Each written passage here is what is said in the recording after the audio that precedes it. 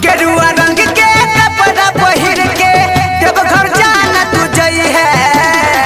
गेरुआ रंग के कपड़ा पहिर के देवघर जाना तू जई है। भोला बाबा के जल चढ़ा के हजन हमारा तो फोन करी है। भोले बाबा के जल चढ़ा के हजन हमारा तो फोन करी है। गेरुआ रंग के कपड़ा पहिर के देवघर जाना तू जई है। भोला बाबा के जल चढ़ा के हजन हमारा तो फोन करी है।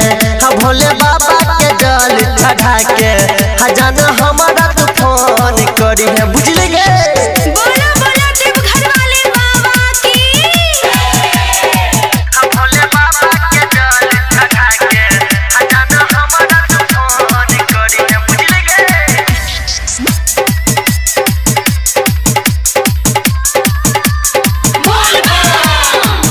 देवघर जाइके जहान मरले लबाजी बाबा भोला पे जल चढ़ेला सबसे अगाड़ी। हो देवघर जाके जान मरले लबाजी बाबा भोला पे जल चढ़ैला सबसे आगाड़ी। याद रखी है हमर बतिया नहीं तू जन बिसरी है। याद रखी है हमर बतिया नहीं तू जन बिसरी है। बाबा बैजू के जल चढ़ा के हजन हमारा तो फोन करी है।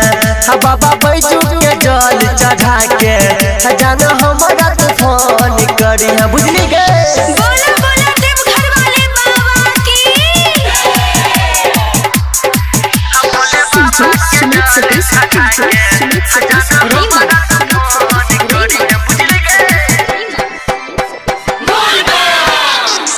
बेल के पतैया से पूजा है के करी है। जल ढार के गई जहान बाबा के मनई है। हाँ बेल के पतैया से पूजा है करी है। जल ढार के गई जान बाबा के मनई है। भारती सरोज मुकेश सतेंद्र के साथ जाने लजई है। भारती सरोज मुकेश सतेंद्र के साथ जाने लजई है।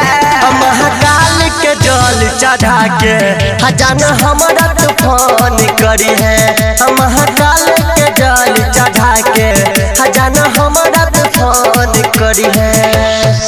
गेरुआ रंग के कपड़ा पहिर के देवघर जाना तू जई है। भोला बाबा के जल चढ़ा के हजन हमारा तो फोन करी है। भोले बाबा के जल चढ़ा के